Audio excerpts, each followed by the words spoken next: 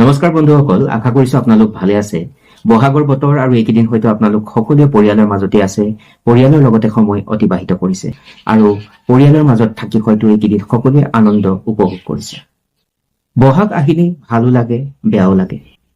বহাগ আহিলে ভাল কিয় লাগে, কিন্তু এইখিনিতে উল্লেখ কৰিব খুজিম, যিখিনি কথা অৱগত কৰাবলৈ চেষ্টা কৰিম সেই কথাখিনিত আচলতে কোনো ব্যক্তিগত বা কাকো ব্যক্তিগতভাৱে ক'বলৈ প্ৰয়াস কৰা নাই। মই মোৰ মনত ভবা কথাখিনিহে পোনপটীয়াকৈ ক'বলৈ প্ৰয়াস কৰিছো। বহাগ বা ৰঙালী বিহু আহিলে ভাল কিয় লাগে? ডেফিনেটলি আমাৰ সকলোৱে ভাল লাগিবই, কাৰণ এই বিহুৱে আমাক সকলোকে আনন্দ প্ৰদান কৰে। আমি সকলোৱে এই বহাগৰ বিহুত বা বহাগৰ সময়খিনিত আনন্দত আত্মহাৰা হৈ পৰো। কি ডেকা, কি গাভৰু, কি বৃদ্ধা, সকলোৱে একেলগে অকণমান বিহু নাচিবলৈ প্ৰয়াস কৰে। এই বিহুত সকলোৱে ভেদাভেদ পাহৰি একতাৰ দিলেৰে বান্ধ খাই পৰে। সমাজখনক একতাৰ যি বান্ধোন, সেই বান্ধোনৰ জৰিদাৰ অধিক শক্তিশালী কৰে এই বহাগৰ বিহুৱে, আৰু সেইকাৰণে বহাগ আহিলে ভাল লাগে। আৰু যেতিয়া গছৰ খুৰুঙত কপৌ ফুলপাহ লহপহকৈ ফুলি থাকে, এই কপৌ ফুলপাহক স্পৰ্শ কৰিলেই অন্তৰত এক বেলেগ ধৰণৰ আলোড়নৰ সৃষ্টি হয়। সেই কথাখিনি হয়তো আপোনালোকে অনুমান কৰিব পাৰিছে।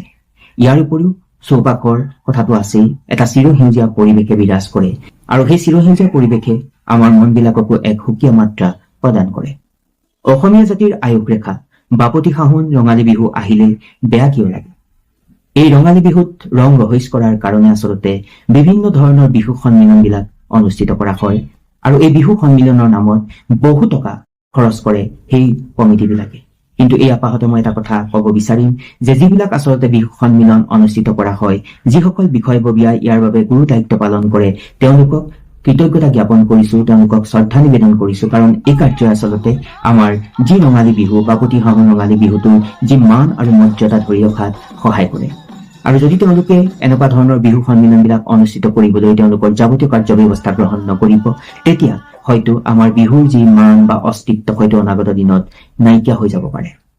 কিন্তু কোৱাটো প্ৰাসংগিক হ'ব, এই বিহু সন্মিলনবিলাকত শিল্পীসকলক আমন্ত্ৰণ জনোৱা হয়। এইখিনিলৈকে কথাখিনি ঠিকেই আছে, কাৰণ শিল্পী তেওঁলোকে একেদিনাখনে আচলতে শিল্পী হোৱা নাই, তেওঁলোকেও সেই শিল্পীৰ মৰ্যাদা পাবলৈ কষ্ট ত্যাগ স্বীকাৰ কৰিব লগা হৈছে। কিন্তু উল্লেখনীয় কথাটো হ'ল যে বিহু মঞ্চবিলাকত যেতিয়া ইমান দামী দামী শিল্পীবিলাকক অনা হয়, বহু পৰিমাণৰ অৰ্থৰ প্ৰয়োজন হয়, আৰু সেই অৰ্থখিনি ক'ৰ পৰা আহে? সেই অৰ্থখিনি সেই যি কমিটি বা বিহু কমিটিখনেহে সেই বিষয়ে জানিব, তেওঁলোকে কিমান কষ্ট কৰি আচলতে সেই অৰ্থখিনি সংগ্ৰহৰ ব্যৱস্থা গ্ৰহণ কৰে। এইখিনিতে এটা কথা উল্লেখ কৰিব খুজিম, আমাৰ ৰাজ্যখনত বহু এনেকুৱা উদীয়মান বা প্ৰতিভাৱান যুৱ বা নৱপ্ৰজন্মৰ শিল্পী আছে, যিসকলে নিজৰ সুৰৰ জৰিয়তে, নিজৰ কণ্ঠৰ জৰিয়তে বা সেই গীতটিত থকা কথাখিনিৰ জৰিয়তে সমাজখনৰ ধাৰাবাহিকতা লগতে অস্তিত্ব ৰক্ষা কৰাৰ কাৰণে বহু ভাল ভাল গীত গাইছে, কিন্তু তেওঁলোকে আজিলৈকে কিন্তু প্ৰতিষ্ঠা লাভ কৰিব পৰা নাই এজন শিল্পী হিচাপে। আৰু যদি এই বিহু যিবিলাক সন্মিলন, সেই সন্মিলনবিলাকক তেনেকুৱা ধৰণৰ টেলেণ্টেড আৰু যিসকলৰ প্ৰতিভা আছে, আচলতে যিসকলৰ স্কিল আছে, যিসকলৰ গানত আচলতে জোৰ আছে বা সমাজখনৰ ধাৰাবাহিকতা ৰক্ষা কৰাৰ কাৰণে কিছুমান সেই গীতবিলাকত কথা লুকাই আছে, তেনে শিল্পীবিলাকক এই ডাঙৰ ডাঙৰ বিহু মঞ্চবিলাকক স্থান দিয়াৰ খুবেই প্ৰয়োজন আছে। গীত গালেই নহ'ব, গীতত কিছুমান তত্ত্ব থাকিব লাগে আচলতে, আৰু প্ৰতিটো গীততে কিছুমান অৰ্থ থাকিব লাগে যিয়ে সমাজখনক অগ্ৰসৰ কৰাব পাৰে। সমাজৰ প্ৰতিজন ব্যক্তিয়ে শুনা সেই গীতৰ পৰা কিছুমান আদৰ্শ ল'ব পৰা হ'ব পাৰে। আমি সকলোৱে জানো সংগীতে মানুহক মানসিক অৱসাদ আঁতৰ কৰে, আৰু যেতিয়া আপুনি মই আমি সকলোৱে মানসিকভাৱে ভাগি থাকো, তেতিয়া এটা ভাল গীত শুনাৰ লগে লগে আমাৰ মনটো জোৰ পৰে। আৰু এই সংগীত হ'ল এক ঐশ্বৰিক বস্তু।